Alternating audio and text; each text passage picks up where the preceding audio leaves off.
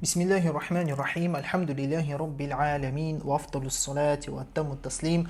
Аля сайидина Мухаммадин ва аля алихи ва асхабихи аджмаин. Рабби шрах ли садри ва яссир ли амри ва ахлул уқдатам мин лисани яфқаху қаули. Ассаламу алейкум ва рахматуллахи ва баракатуху. Құрметті салауат сырлары сабағына қатысушылар.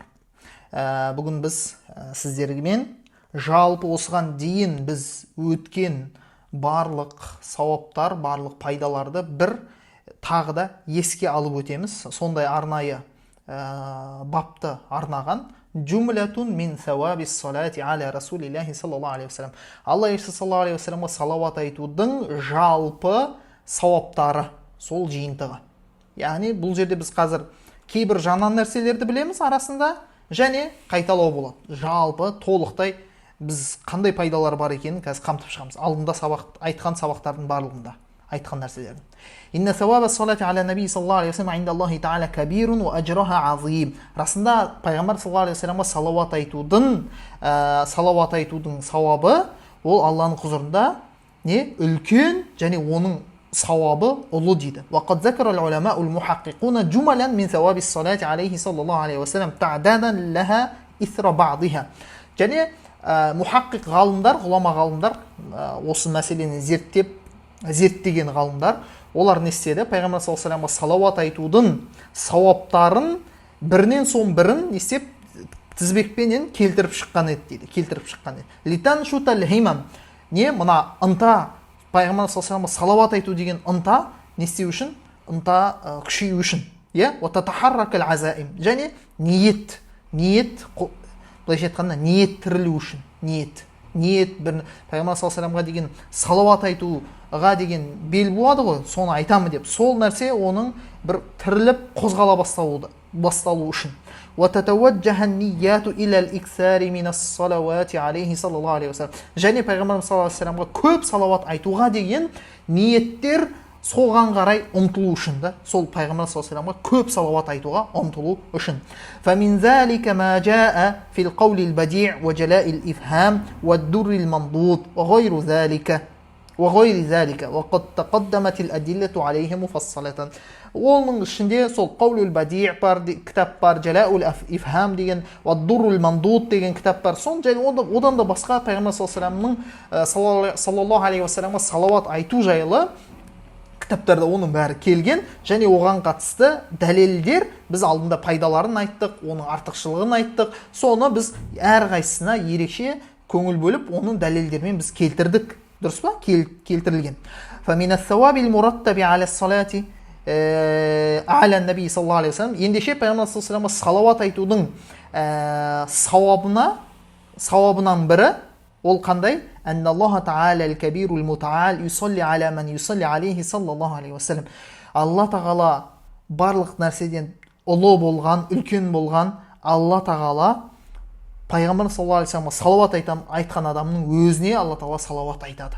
وقد قال العارفون رضي الله عنهم. Алла тағаланы таныған ғалымдар, таныған кісілер, Алла ол кісілерге разы болсын, олар былай деп айтқан еді дейді. لو أن إنسانا أراد أن يحيط علما بنور صلاة واحدة من صلوات رب العالمين لما استطاع ذلك. Субханаллах. Егер де дейді адам Пайғамбарымыз саллаллаху алейхи вассаламға бір рет Пайғамбар саллаллаху алейхи вассаламға бір рет салауат айтудың нұрынан пайда болатын, яғни Пайғамбар Алла тағаланың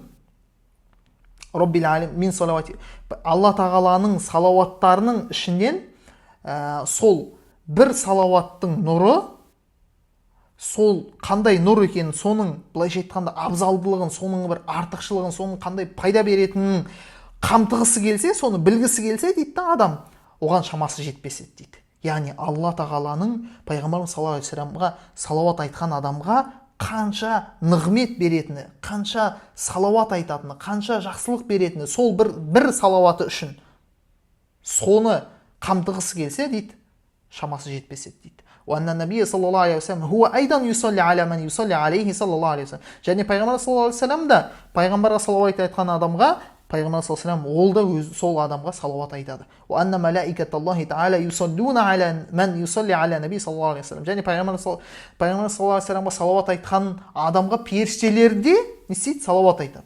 Ва биха такфирул хатиат.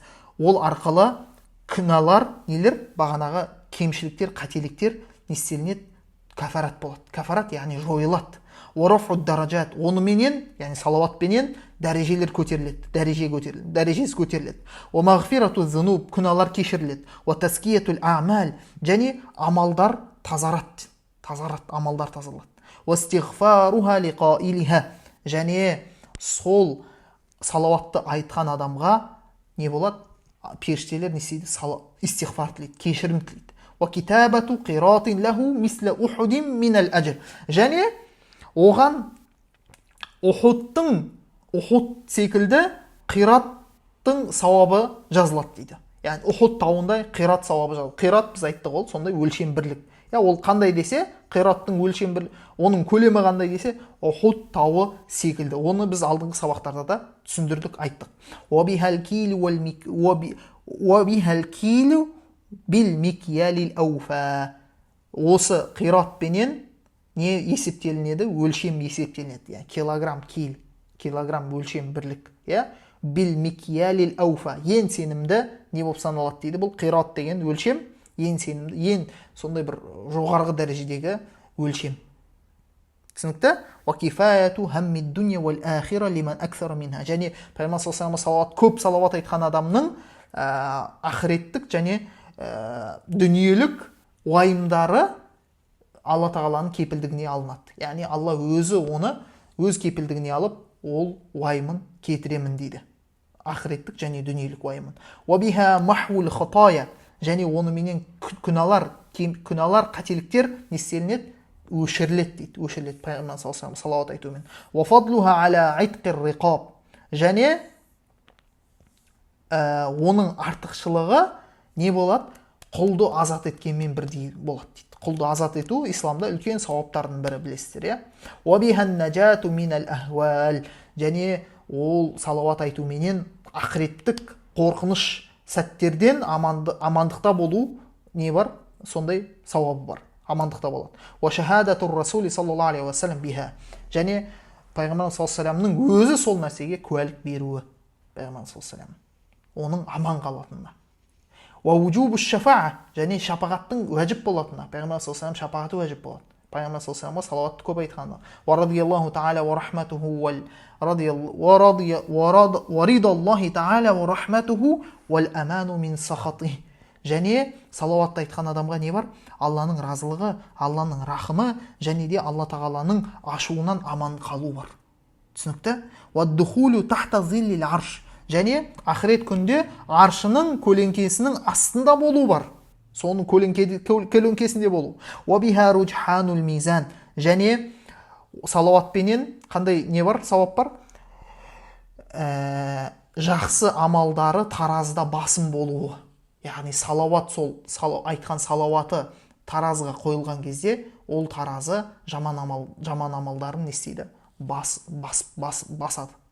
Содан ауыр болады. Ваурудул хауд, және хауыз, яғни білесіздер, пайғамбар саллаллаху алейхи вассалам хауыз беріледі, пайғамбар саллаллаху алейхи вассалам сол хауыздан үмметіне су ішкізеді, сол хауыздың суын ішкізеді.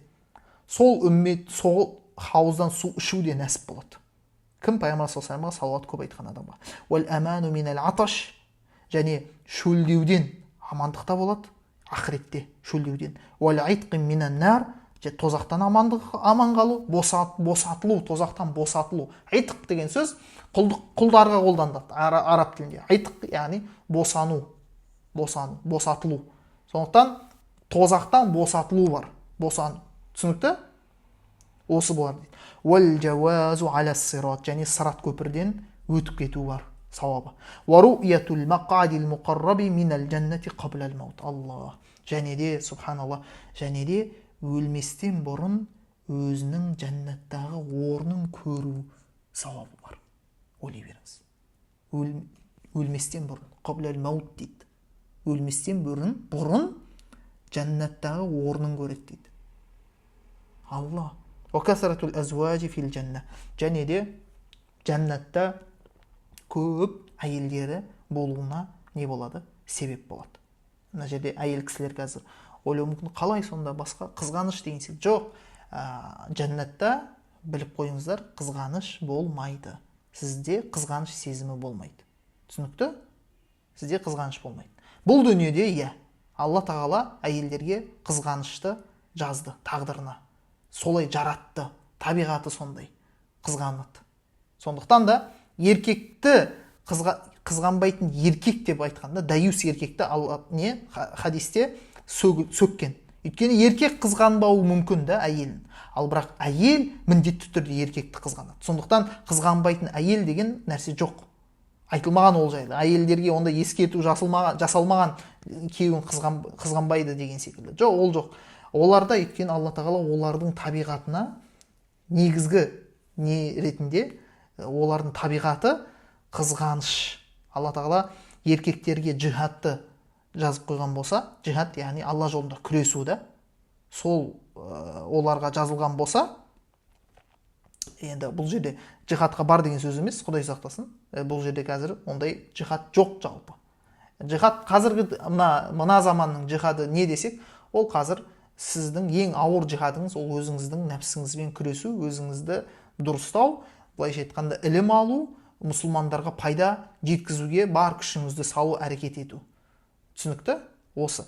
Яғни бұл жер былайша айтқанда енді кезінде де ол да болды, жағдай ондай болды, отан қорғау деген секілді бар.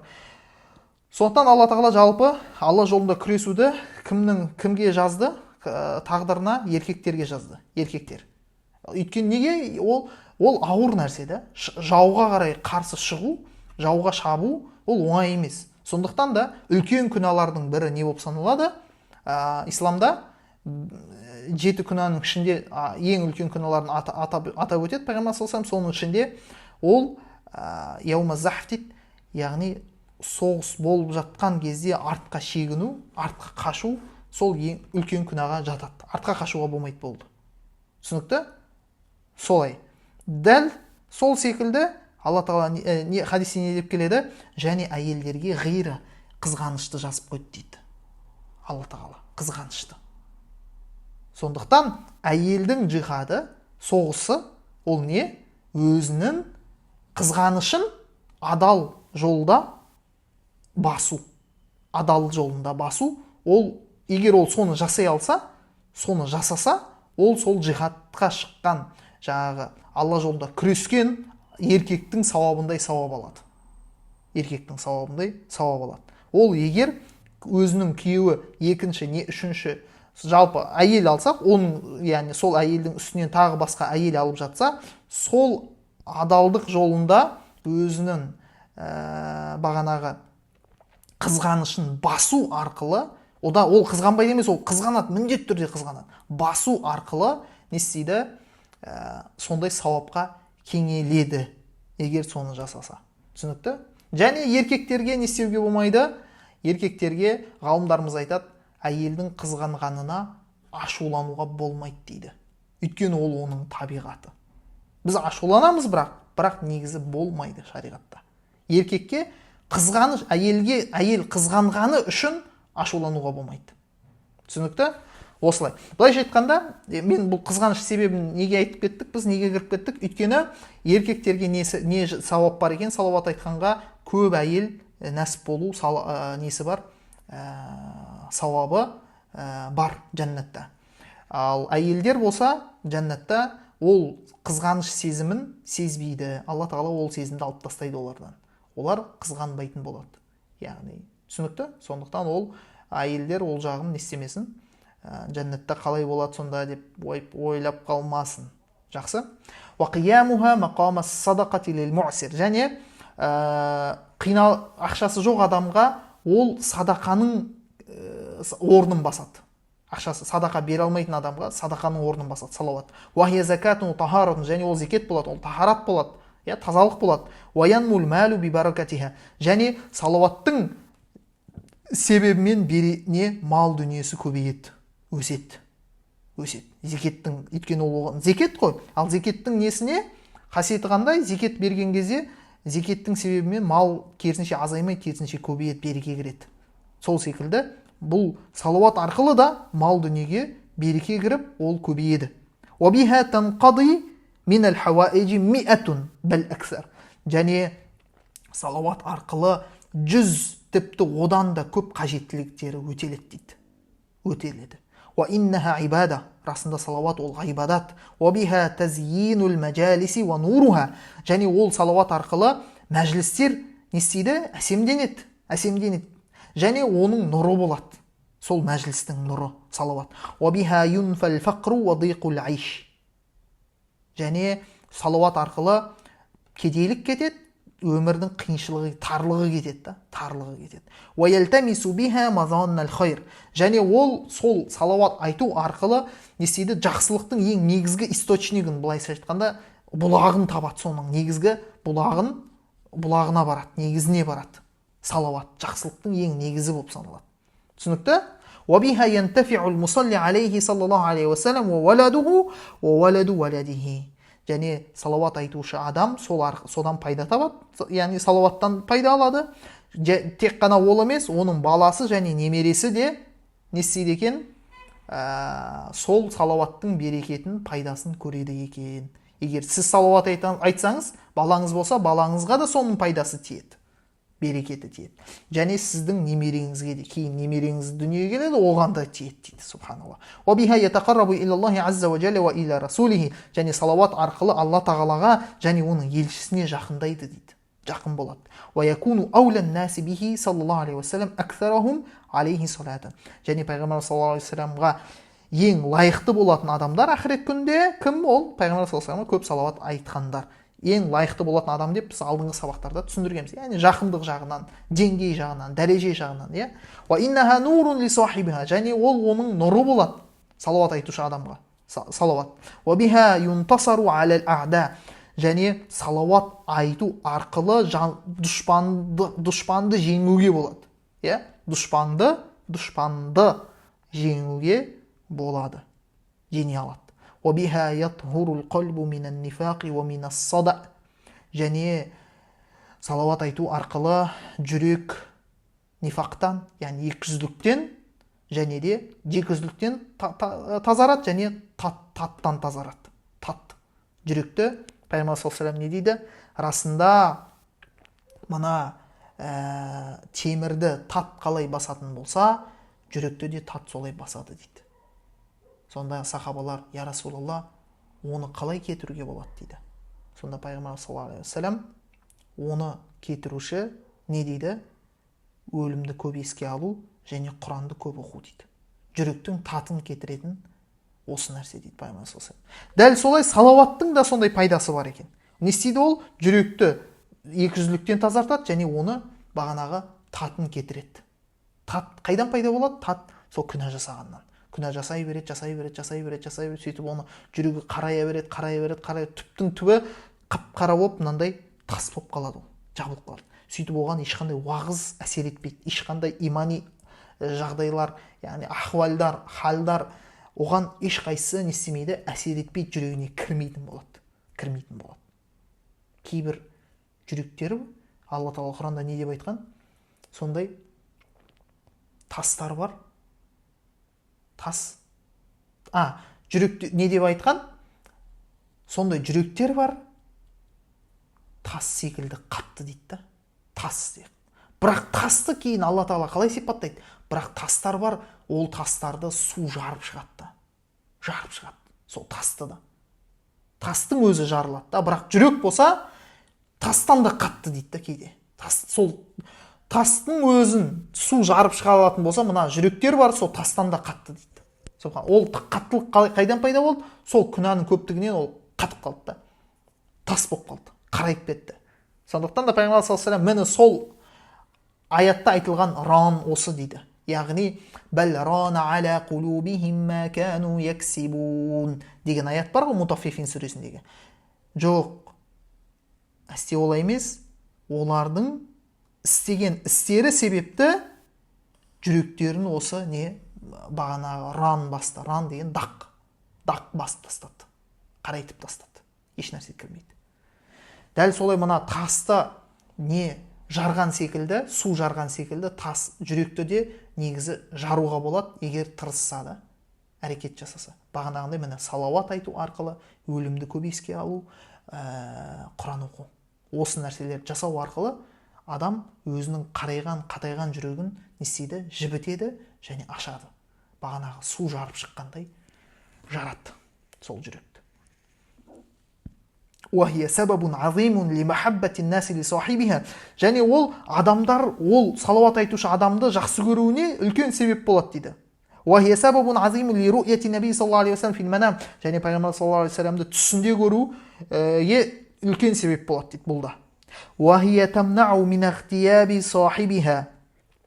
Және салауат айту сізді өзге адамдар ғайбаттаудан сақтайды. Сіз салауатты көп айтатындардан болсаңыз, адамдар сізді ғайбаттаудан не істейді екен? Тоқтайды екен. Адамдар сізді ғайбаттауды тоқтайды екен. Сондай бір Алла тағала беріп қойғанда салауатқа деген берекетін. Тіпті сізді адамдар ғайбаттамай кетеді. Ғайбаттап жүрген адамдар. وهي من أبرك الأعمال وأفضلها وأكثرها نفعا في الدين والدنيا. Расында салауат айту бұл амалдардың ең берекесі, ең абзалы, ең артықшылығы және бұл дін менен дүниеде пайда беретін, ең көп пайда беретін осы салауат дейді. وهي سبب لطيب المجلس. Бұл және салауат мәжілістің сондай бір жақсы өтуіне, бір мысал жиын болады ғой, жиын алған кезде сол жиында салауат айтылатын болса, ол жиынның сондай берекелі, сондай бір жақсы өтуіне не болады? Себеп болады. وَأَنْ لَا يَعُودَ حَسْرَةً عَلَى أَهْلِهِ يَوْمَ الْقِيَامَةِ. Және ол жиын оларға қиямет күні қасірет болмайды. Қасірет болмайды. Егер ол жиында саллаллаху алейхи вассаламға, пайғамбар саллаллаху алейхи вассаламға салауат айтылса дейді. Түсінікті? وهي تنفي عن العبد اسم البخل إذا صلى عليه صلى الله عليه وسلم حين يذكر. Және пайғамбар саллаллаху алейхи вассаламның есімі аталған кезде, жалпы пайғамбар саллаллаху алейхи вассалам еске алынған кезде, пайғамбар саллаллаху алейхи вассаламға салауат айтқан адамнан қандай сипат кетіріледі дейді? Сараң деген сипат одан кетеді дейді. Яғни оны сараң деп атамаймыз, болды. Пайғамбар саллаллаху алейхи вассаламға салауат айтқан адам демек сараң емес. Оны сараң деп айтуға болмайды. Пайғамбар саллаллаху алейхи вассалам еске алынған кезде сараң деп айту, салауат айтқан адамды біз сараң деп атай алмаймыз. Өйткені ол пайғамбар саллаллаху алейхи вассалам ең сараң адам деп кімді айтқан? Пайғамбар саллаллаху алейхи вассалам менің есімім аталған кезде маған салауат айтпаған адам дейді. Демек ол салауат айтып тұр ма? Пайғамбар саллаллаху алейхи вассалам аты аталған кезде, демек ол сараң емес та, сараң емес. وَبِهَا يَنْجُ الْعَبْدُ مِنَ الدُّعَاءِ عَلَيْهِ بِرَغَامِ أَنْفِهِ إِذَا تَرَكَهَا عِنْدَ ذِكْرِهِ. Және ол неден амандықта болады? Пайғамбар саллаллаху алейхи вассалам есімі аталған кезде тұмсығыменен жерге кіргізу дейміз бе? Қалай келтірсек болады екен?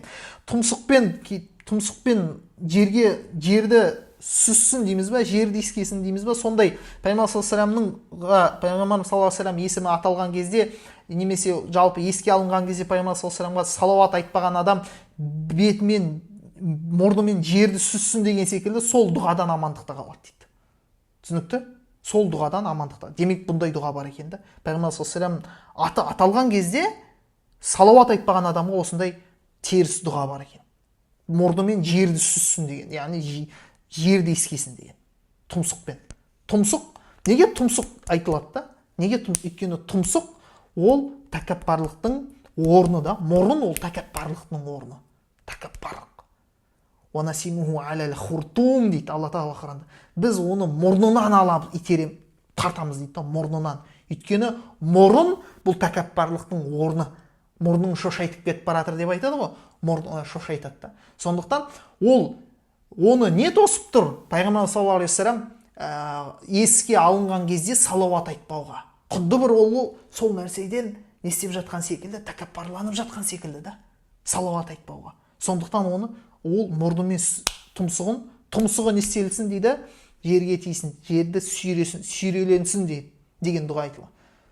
Сондықтан біз Алла тағала не деген Құранда мұрнынан біз не істейміз дейді, оны сондай тәкаппарлық танытқандарды мұрнынан сүйрейміз дейді. Ол дегеніміз қорлау ғой, қорлау. Қорлау, неде мұрнынан бүйтіп төменге түсіру. وبها يهتدي صاحبها إلى طريق الجنة كما أن تاركها يخطئ طريق الجنة. سبحان الله. اللهم اهدنا إلى طريق الجنة يا رب. Және сол салауат айтқан адам не істейді? Жәннаттың жолына түседі дейді. Не секілді? Салауат айтпаған адам жәннаттың жолына түспей адасып кеткен секілді дейді. Жәннаттың жолына түспейді ол.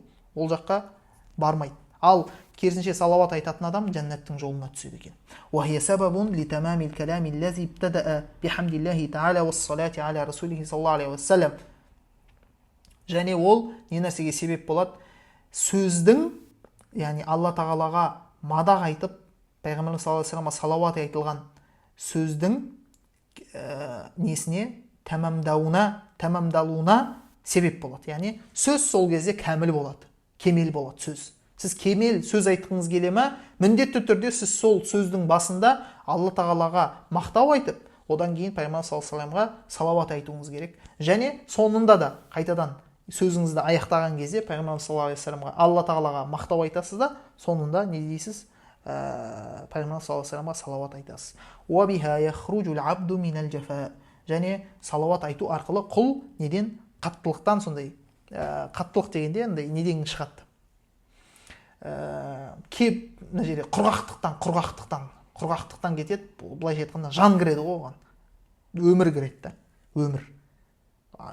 Руханияты күшейеді, тіріледі да, ол тірі адам болады. Тірі адам кім? Ол иманы күшті адам. Тірі адам ол Алла тағаланы еске алып жүрген адам тірі адам деп аталады.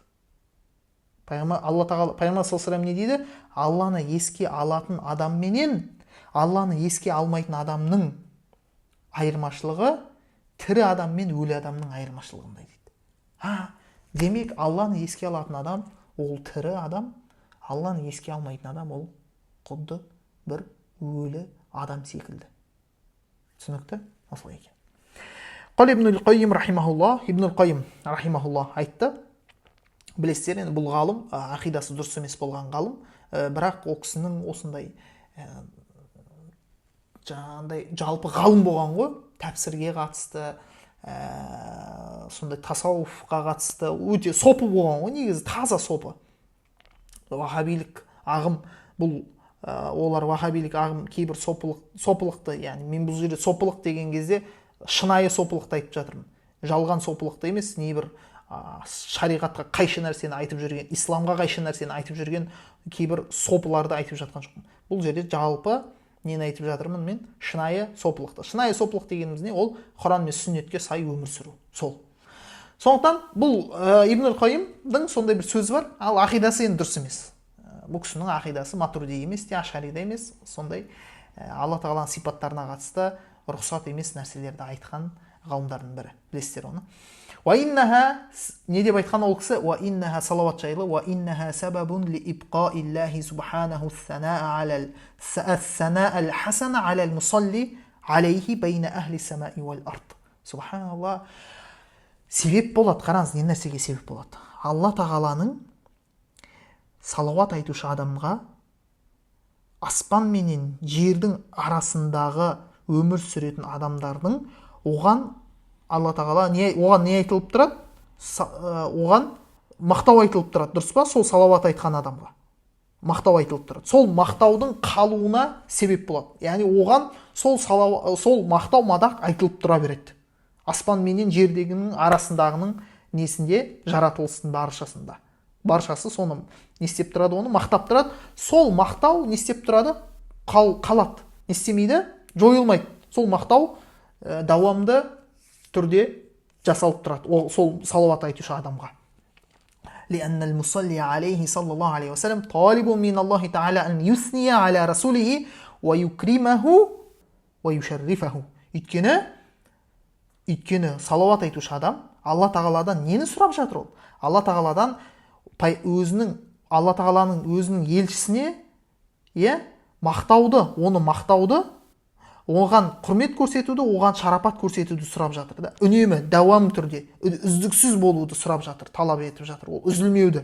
Сондықтан ол үзілмеуді соны сұрап жатыр ма? Үзілмеуді, сол мақтаудың, құрметтің үзілмеуін сұрап жатыр ма? Алла тағаладан салауат айту арқылы, мағыналардың бірі салауат айтудың. Біз айттық, оны. Демек, уәл жазау мин джинсил амал. Дәл сондықтан да қарымта неден болады? Амалдың өзінен болады. Дәл сондай болады. Қарымтасы. Кез келген амалдың қарымтасы сол амалдың өзінен болады. Амал қандай? Соған сай не беріледі? Жазасы да, яғни жазасы емес, соған сай сыйы да беріледі. Түсінікті? Сый соған сай беріледі. Фәлә будда ән яхсула лил муссалли науъун мин залик. Сондықтан да салауат айтушы адамға сол осы өзі сұрап тұрған нәрсесінің бөлшегі, оған бөліп бір үлесі не істелу керек, оған да берілу керек дейді. Ва иннаха сабабун лил баракати фи затил мусалли алейхи саллаллаху алейхи ва саллям ва амалихи ва умрихи ва асбаби масалихи. Және ол себеп болады не нәрсесіне? Оның салауат айтушы адамның өзіне береке кіреді, берекелі болады ол адам. Және оның амалы берекелі болады, оның ғұмыры берекелі болады. Және оның жасайтын жізгі істері, жақсылықтарының себептеріне де береке кіреді. لأن المصلي عليه صلى الله عليه وسلم داع إلى ربه أن يبارك عليه وعلى آله صلى الله عليه وسلم. Өйткені салауат айтушы адам пайғамбарымыз Алла тағаладан не сұрап жатыр? Пайғамбарымыз саллаллаху алейхи вассаламға берекет тілеуді, және оның пайғамбарымыз саллаллаху алейхи вассалам артынан ергендерге, оның отбасына, оның сахабаларына, оның артынан ерген барша мұсылмандарға сол берекетті не істеп жатыр? Сұрап жатыр. Демек, бұл дұға не қабыл етілетін дұға. Ал жаза, яғни жаза дегенде қарымта сол амалға сай беріледі. Яғни ол нені сұрап жатыр? Демек оның сыйы да солай болу керек та. Оған да сондай мәміле жасалу керек. Ол соны сұрап жатыр да. Алла тағаладан. Көрдіңіздер ме? Субханалла. Ва хия сабабун азимун ли давами махаббати наби саллаллаху алейхи ва саллям ва зиядатиха. Бұл үлкен себеп болады салауат айту пайғамбарымыз саллаллаху алейхи ва саллямға деген махаббаттың үнемі жүректе болуына, үзілмеуіне, кетпеуіне сол үлкен себеп болады. Және сол махаббаттың артуына себеп болады салауат айту. Ва тадауфиха, оның одан сайын артуына, еселенуіне. Ва ла райба анна махаббатаху саллаллаху алейхи ва саллям хия aqdun min uqudil имани лази ла ятимму илля бих. Және ешқандай да не жоқ, күмән жоқ.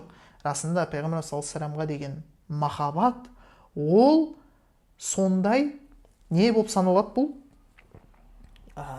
келісім, контракт, келісім, имани келісім да, бұл имани келісім. Бұл келісім тек қана немен жүзеге асады? Кемелдікке жетеді, бітеді. Немен кемелдікке жетеді, немен бітеді? Бұл келісім тек қана пайғамбар саллаллаху алейхи ва саллямға деген махаббатпен ғана ол кемелдікке жетеді. Иман кемелдікке немен жетеді? Тек пайғамбар саллаллаху алейхи ва саллямға деген махаббатпен. Сол келісімі. Саудада келісім дейді ғой, мысалы. Келісім жүрді ма? Болды. Келісім жүзеге асу үшін қол қойылу керек. Дұрыс па? Қол қойылады. Енді имани келісімде иманды болып саналу үшін, кәміл иман болып саналу үшін сізге тек Алла тағалаға иман келтіру жеткілікті ма? Жеткіліксіз. Жеткіліксіз. Не керек тағы да? Яғни Алла тағаланы ғана жақсы көру жеткілікті. Пайғамбар саллаллаху алейхи ва саллямды да жақсы көру керек. Сол кезде ғана сол имани келісім не болады? Жүзеге асады, толықтай. لأن العبد كلما أكثر من ذكر المحبوب واستحضاره في قلبه محاسنه ومعانيه الجالبة لحبه تضاعف حبه له. Өйткені құл өзінің жақсы көретін адамын еске алса, көп еске алса, және оның өзінің жүрегінде сол жақсы көрешінің кімді жақсы көреді, соның жақсы қасиеттерін және оны жақсы көруге алып келетін, оны жақсы көруге себеп болатын сондай мағыналарды сол адамда емес, жалпы сода бар нәрселерді еске алса, сол мағыналарды, сол кезде оның несі махаббаты, оған деген махаббаты не істейді? Арта түседі. Артады, көбейеді, күшейеді.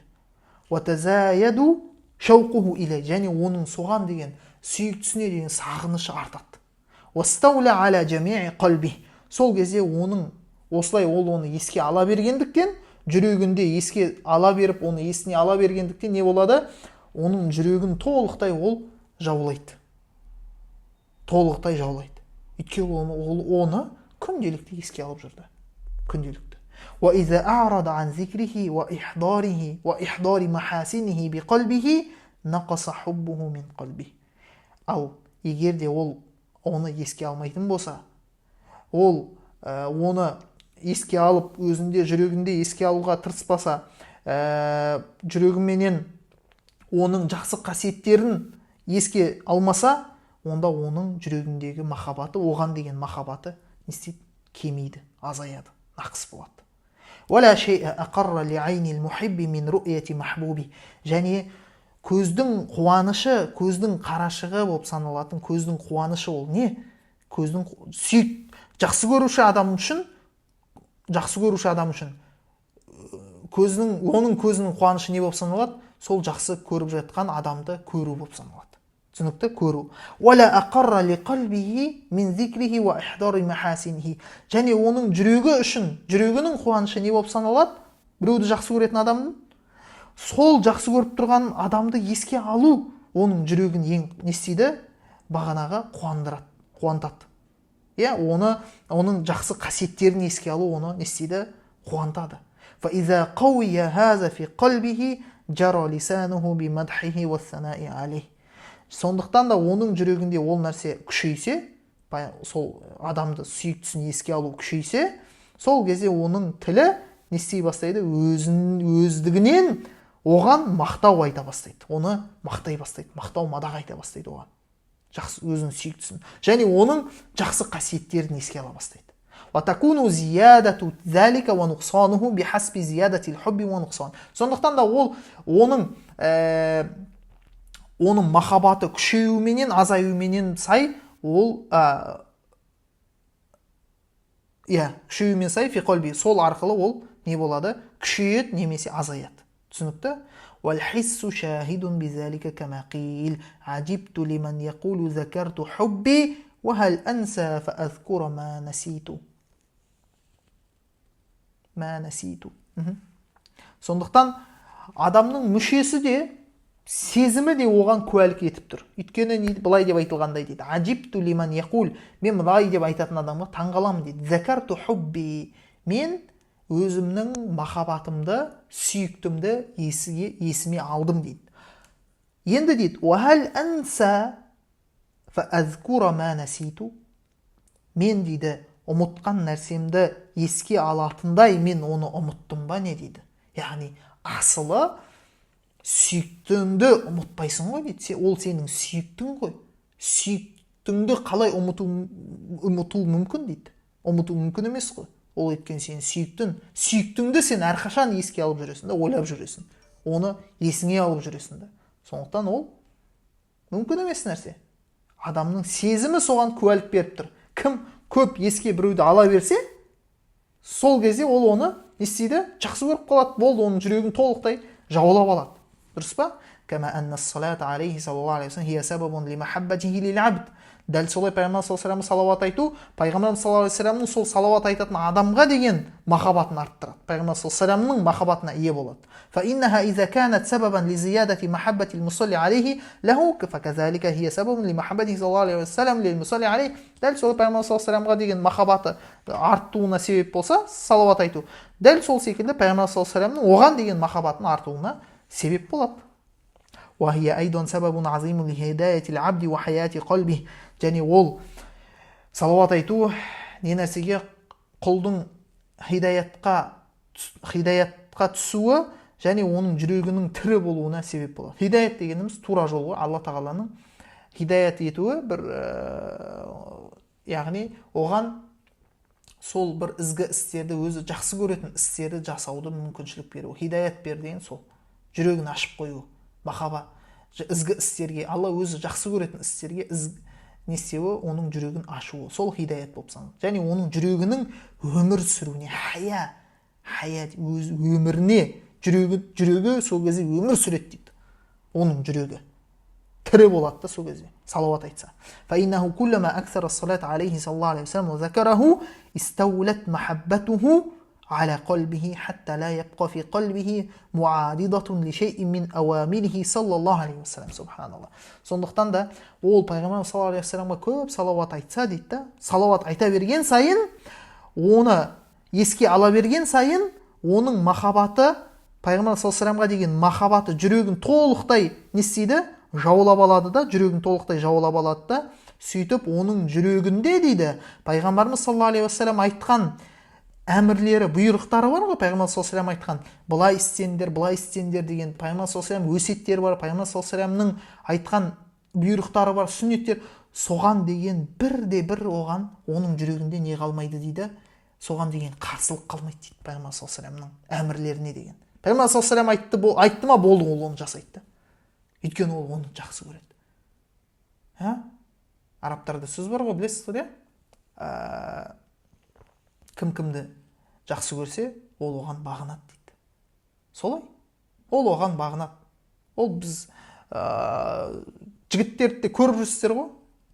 Кейбір жігіттер сондай бір не істейді, бір қызды соншама жақсы көріп, енді ол шынайы махаббатта емес қой негізі, бірақ солай жақсы көреді, ана қыз үшін барлығын жасауға дайын тұрады. Не айтса соны істеуге дайын тұрады. Бағынып тұрды оған толықтай. Бастысы оған не керек? Жаңағы қыздың ризалығы керек, оның қуанышы керек оған. Соған бір қуаныш сыйлағанына, оны қуантқанына, оны мәз қылғанына, оның көңілінен шыққанына ол не істейді? Разы болып, сондай қуанып, мәз болып жүреді. Демек, пайғамбар саллаллаху алейхи вассаламды кім солай шынайы жақсы көре алса, солай дегенде, ол махаббат, ол негізі шынайы емес жалпы. Шынайы емес дегенде, өз жерде не бар? Көп сөз бар, оған кірмей ақ қояйық. Сондықтан кім жалпы мысал ретінде ғой бұл? Түсініктірек болу үшін. Сондықтан кім пайғамбар саллаллаху алейхи вассалам солай жақсы көрсе, ол пайғамбар саллаллаху алейхи вассаламды риза қылуға, пайғамбар саллаллаху алейхи вассаламның әмірлеріне толықтай бағынуға ешқандай кедергі болмайды ода. Уәлә шәккун фи шайин мимма жаа бихи. Және пайғамбар саллаллаху алейхи вассалам алып келген сүннетіндегі бар нәрсесіне ешбіріне оның жүрегінде не болмайды? Күмән болмайды пайғамбар саллаллаху алейхи вассалам ешбір сүннетіне. Бәл ясиру ма жаа бихи саллаллаху алейхи вассалам мастуран фи қалбихи. Керісінше оның пайғамбар саллаллаху алейхи вассаламның алып келген нәрсесі оның жүрегінде толыққанды бекиді. Не істейді? Сызылған күйде нақышталады ғой, нақышталады былайша айтқанда. Ла язалу яқрауху аля таақуби ахвалихи ва яқтабисул худа вал фалаха ва ануал улуми минху. Содан пайғамбар саллаллаху алейхи вассаламның несінен, сүннетінен ол хидаятты, амандықты, жаңа тозақтан аман қалуды, жамандықтан аман қалуды, және де басқа да ілімдерді одан алып отырады дейді. Жа'аланаллаху та'ала минхум фадлан минху ва ни'матан. Алла тағала бізді солардан қылсын дейді, өзінің жақсылығыменен және нығметіменен дейді. Кама анна салат алейхи саллаллаху алейхи вассалам хия сабабун ли ард исмил мусалли алейхи саллаллаху алейхи вассалам. Дәл солай пайғамбар саллаллаху алейхи вассаламға салауат айту, бұл сол салауат айтқан адамның есімі кімге ұсынылады? Пайғамбар саллаллаху алейхи вассаламға ұсынылады дейді. Уасабабун ли зикрихи индаху кама тақаддама қаулуху саллаллаху алейхи вассалам. Және оның есімі сол пайғамбар саллаллаху алейхи вассаламның құзырында аталуына не болады? Себеп болады. Пайғамбар саллаллаху алейхи вассалам мына бір сөзі алдында айтылғандай. Ол қандай сөз? Инна салатакум ма'рудатун алей. Расында сендердің салауаттарын маған ұсынылады дейді. Ұсынылады. Ва қаулиху саллаллаху алейхи вассалам, және пайғамбарымыз саллаллаху алейхи вассаламның мына бір сөзі: инна лиллахи малаикатан сайяхина фил ард. Расында Алла тағаланың жер бетінде саяхаттап жүретін, яғни жер бетін айналып аралап жүретін сондай періштелері бар дейді. Олардың мақсаты не? Олар не үшін сол саяхаттайды? Яғни әр жерді аралап жүреді, жердің бетінде. Не мақсатта? Юбаллигуни ан умматис салам. Олар менің үмметімнің ішінен маған сәлем жолдағандардың сәлемін маған жолдайды дейді. Олар демек сол сәлемді жолдап отырады екен. Сәлем айтқан адамдарды аралап жүреді. Уакафа бил абди шарафан ва наблан ан язкура смуху би хадрати расулиллахи саллаллаху алейхи вассалам. Ендеше дейді, құл үшін шарапат ретінде, құл үшін сондай бір дәреже ретінде не жеткілікті? Алла саллаллаху алейхи вассаламның құзырында оның есімі аталуы сол толықтай жеткілікті дейді.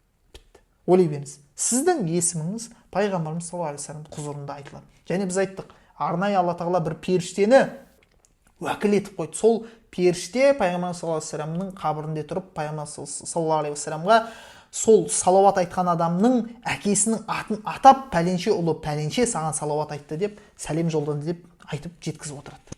Соның өзі құл үшін шарапат ретінде жеткілікті дейді. Оның дәрежесі биік болуына.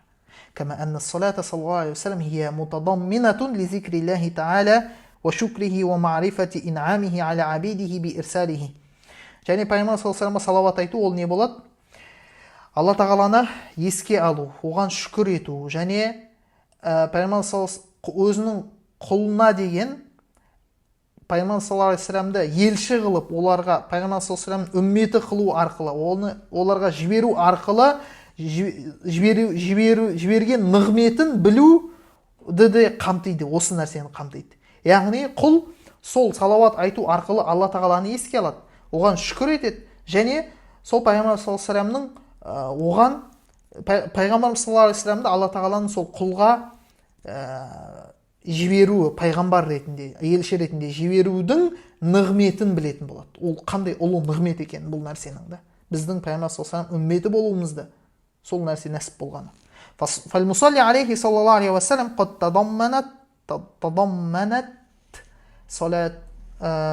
салатуху алейх, және пайғамбар және салауат айтушы пайғамбар саллаллаху алейхи вассаламға тағы да оның салауаты нені қамтиды дейді, өзінің ішінде зикраллахи тағала, Алла тағаланы еске алу, ва зикра расули саллаллаху алейхи вассалам, пайғамбар саллаллаху алейхи вассаламды еске алу, ва суалаху ан яджзияху би салатихи алейхи ма хуа ахлуху саллаллаху алейхи вассалам. Және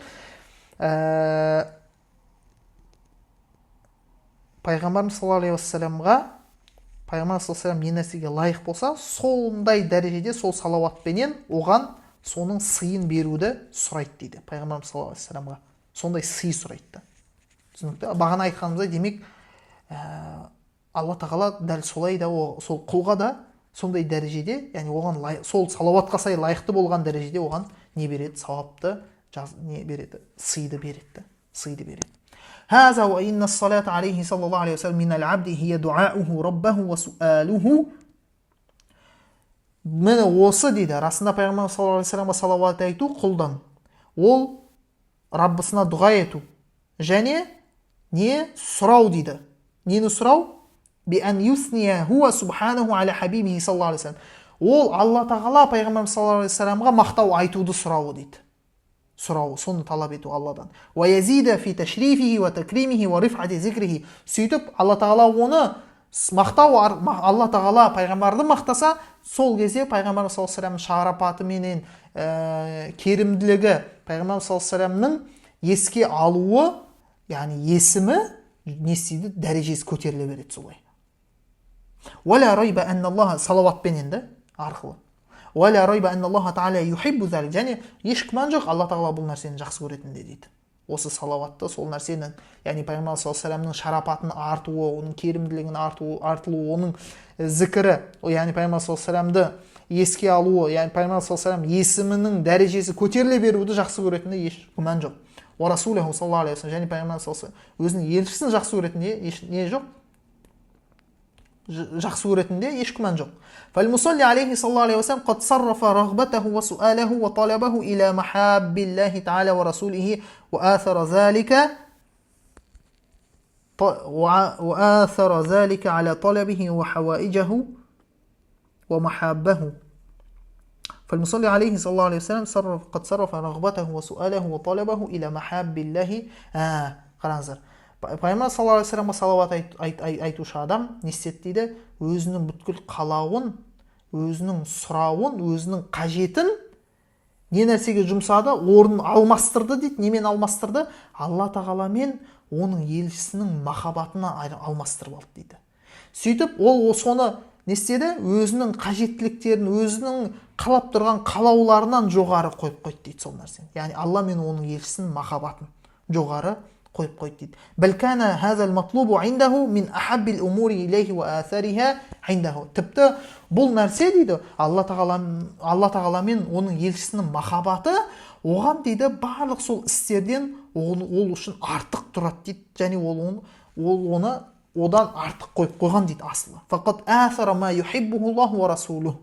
Расында ол Алла мен оның елшісі жақсы көретін нәрсені өзге нәрседен, өзінің қалауларынан, өзінің басқа нәрселерінен барлығын артық қойып қойды дейді. Ва асараллаху таала ва махаббаху ала ма сиуа. Сөйтіп ол Алла тағаланы және оның махаббатын басқа өзге нәрседен баршасынан артық қойып қойды дейді. Фал жазау мин джинсил амал. Ендеше қарымта қандай болады? Дәл сол амалға сай болады. Сондықтан да وذلك أن من آثر الله تعالى على غيره آثره الله على غيره. اللهم آمين يا رب. Қараңыздар, сондықтан да дейді, кім Алла тағаланы өзге нәрседен жоғары қойса, артық қойса, сол кезде дейді, Алла тағала да сол құлды өзгелерден жоғары қойып қояды дейді, өзінің құзырында дейді. Аллахым амин дейді. Я Аллахым амин. Сол нәсіп болсыншы бізге. Алла бізді өзгелерден өзі үшін артық қойсын. Яғни біз Аллаға өзгелерден жақынырақ болайық дейді. Мынандай сөз бар. Ин истатa'та ан ла яспиқака илаллахи ахадун фаф'аль дейді. Ізгі сәләф салихтар айтқан. Ізгі, яғни алғашқы 3 ғасырда өмір сүрген ғалымдардың, сәләф салихтардың сондай сөзі бар. Егер де сен Алла тағалаға жетуде, Аллаға жақын болуда, өзіңе Аллаға жақын болуда ешкімді жеткізбейтін дәрежеге жете алсан, жаса дейді, соны жаса дейді. Сен сол нәрседе жарыс өзгелермен. Аллаға ең жақын құл болуда жарыс дейді. Жарысатын болсан, сол нәрседе жарыс дейді. Тырыс, ең жақын болуы Алла тағалаға. Демек, көріңіз бе мына жерде кім Алланы өзге нәрседен артық қойса, Алладан өзге барлығына Алладан өзге нәрсенің барлығына Алланы артық қойса, Алла тағала оны өзгелерден артық қояды дейді, өзінің құзырында. Субханаллах. ومن فوائد الصلاة عليه صلى الله عليه وسلم أنها سبب في سعة العيش وبركة المعاش ويسره. Расында пайғамбар саллаллаху алейхи салауат айтудың пайдаларының бірі ол кең өмір сүруге, берекелі өмір сүруге, жеңіл өмір сүруге не болады? Себеп болады. Расында Абу Муса аль-Мадини ан Сахл ибн Саад радиаллаху анху қал, Абу Муса аль-Мадини риуаят еткен Сахл ибн Саадтан, ол кісі айтады: "Жаа раджулун иля наби саллаллаху алейхи ва саллям фашака илейхи ал-фақр ва диқа ал-айш вал мааш." Пайғамбар саллаллаху алейхи бір кісі келді де не істеді? Кедейлікке, сондай тар өмірге, сондай қиыншылыққа, өмірдің қиыншылығына шағымданды дейді пайғамбар саллаллаху алейхи ва саллям. Сонда Алла саллаллаху алейхи ва саллям оған айтты: "Иза дахалта манзилака фасаллим ин кана фихи ахад ва ау лам якун фихи ахад." Егер сен үйге кірсең, егер үйде біреу бар болсын, болмасын, несе сәлем бер дейді. Яғни кірген кезде ассаламу алейкум ва рахматуллахи ва баракатух деп айт дейді. Үйде адам болсын, болмасын, солай айт. Сумма саллим алей. Содан кейін маған сәлем жолда дейді. Яғни салауат айт. Аллахумма салли аля саййидина Мухаммад ва аля алихи саййидина Мухаммад. Аллахумма салли ва саллим аля саййидина Мухаммад. Аллахумма салли ва саллим аля саййидина Мухаммад. Алла тағаланың сәлемі мен салауаты пайғамбар саллаллаху алейхи ва саллямға болсын. Қазақша лапта айтсаңыз да не болады? Жүзеге асады. Солай сәлем айт дейді. Уақра, содан кейін не оқы дейді? Қул хуаллаху ахад марратан. Яғни Ықылас сүресін бір рет оқы дейді. Фафа'аля ар-раджулу. Сол кезде сол кісі пайғамбар саллаллаху алейхи ва саллям осылай айтқан ісін істейді. Фа'адарраллаху та'аля алейхи ризқа хатта афада аля жиранихи ва қурабатихи. Сол кезде Алла тағала оған ризықты кең қылып, мол қылып берді дейді. Тіпті дейді, оның нелеріне де нәсіп болды дейді, көршілеріне де, жаңағы жақындарына да нәсіп болды. Афадо деп тұр. Афадо құйылды дейді, төгілді дейді. Тіпті оның көршілеріменен жақындарына ол ризық төгілді дейді. Төгілді, берілді емес, төгілді дейді. Төгілді деген сөз не? Көп нәрсеге төгілді деп айтылады. Ағылып берді, ағылып. Төгілді емес, ағылып берді. Түсінікті? Осылай айтылып тұр. Бұл хадис алдыңғы тақырыпта, яғни алдыңғы сабақтарда бұл хадис өттік біз бұл хадисті. Демек, кім осы нәрсені жеңілдікті қаласа, ризық қаласа неға қажет? Салауат айту қажет, көп салауат айту қажет. Болды. قال الحافظ السخاوي بعدما أورد هذا الحديث قال إمام السخاوي осы хадисті келтіргеннен кейін былай деп айтады. وحكى أبو عبد الله القسطلاني رحمه الله تعالى أنه رأى النبي صلى الله عليه وسلم في النوم فشكى إليه الفقر. Абу Абдилла мына нәрсені хикаят қыл, Ал-Қастиллани деген мынандай нәрсені айтады. Ол кісі дейді пайғамбар саллаллаху алейхи вассаламды түсінде көрген дейді да. Сөйтіп оған кедейлікке шағымданған. Яғни кедей қиын өмір сүріп жатырмын деген сияқты. Кедейлікке шағымданған. Сонда пайғамбар саллаллаху алейхи вассалам оған айтты. Құлиллахумма құл, былай деп айтты. Аллахумма салли аля Мухаммад ва аля али Мухаммад. وهب لنا اللهم من رزقك الحلال الطيب المبارك ما نصوم به وجوهنا عن الترضي إلى أحد من خلقك واجعل لنا اللهم إليه طريقا سهلا من غير تعب ولا نصب ولا منة ولا تبع وجنبنا اللهم الحرام حيث كان وأين كان وعند من كان وحل بيننا وبين أهله واقبض عنا أيديهم واصرف عنا قلوبهم حتى لا نتقلب إلا فيما يرضيك ولا نستعين بنعمتك إلا على ما تحب يا أرحم الراحمين. Осылай келген, осы дұғаны айт деген пайғамбар саллаллаху алейхи түсінде. Бұл енді бұл жерде харекетіне қойылмаған, жалпы бұл дұғаны айту сіздерге сәл қиындау болатын шығар. Сондықтан сіздер алдыңғы осы үйге келген кездегі айту керек болған іс әрекетті жаңа айтқанымыз соны орындауға иншалла әрекет жасаңыздар. Иә? Осы салауаттың жалпы сауаптарының бірі осы. وآخر دعوانا أن الحمد لله رب العالمين والصلاة والسلام على رسولنا محمد وعلى آله وأصحابه أجمعين. السلام عليكم ورحمة الله وبركاته.